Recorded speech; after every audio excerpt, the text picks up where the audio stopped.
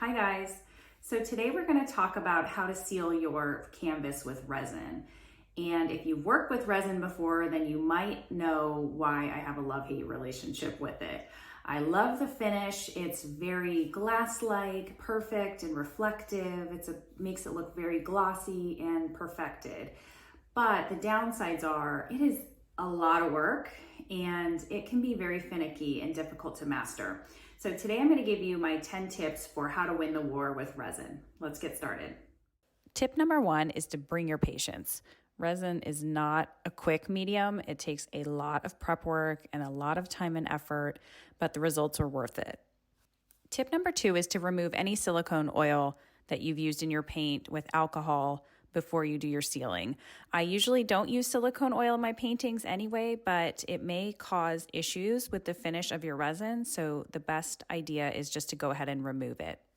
Tip number three is to tape the back with painter's tape or masking tape.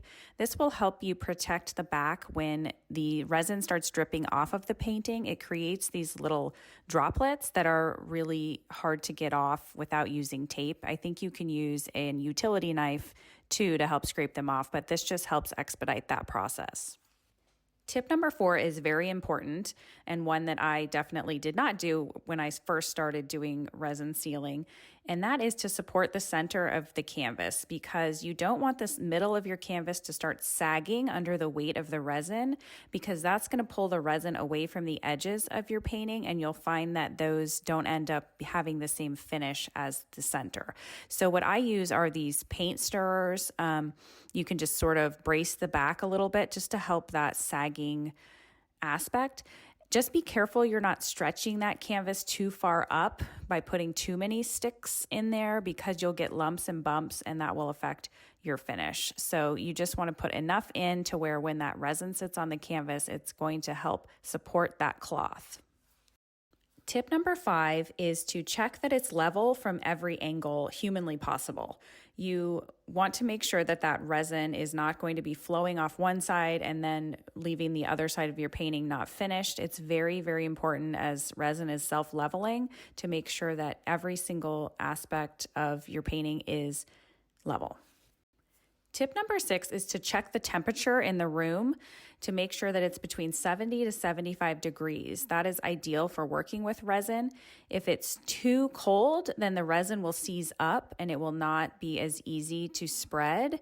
And if it's too warm, then you'll have problems with it not curing properly. So make sure it's between 70 to 75 degrees and also make sure that your resin is at room temperature as well before you start mixing. So don't go pulling that out of your cold garage to use inside. You want to make sure that resin has come to that same temperature.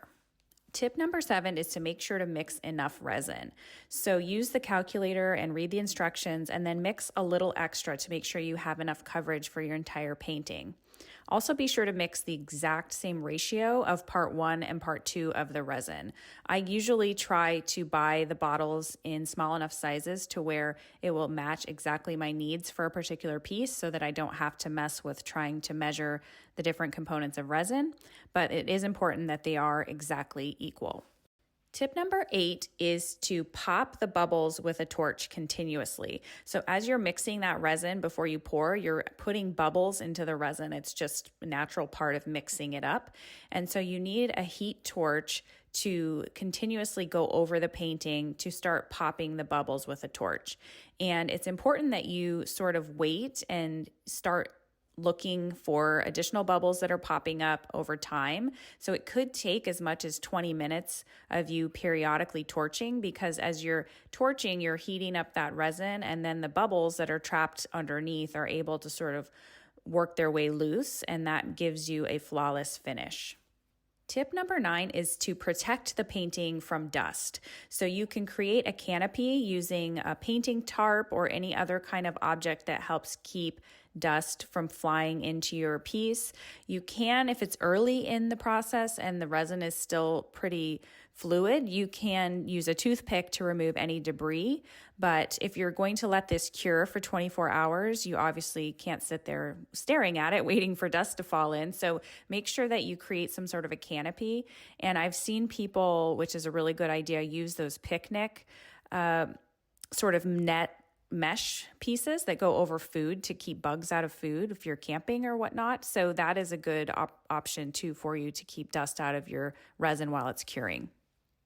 Tip number 10 is once you're finished doing your resin and everything looks good, you cannot just let it sit there. You really need to babysit the painting. And so you need to check on this baby every 10, 15 minutes or so for the first hour at least, just because you're looking for uneven spots or any indication that your painting is not leveling properly.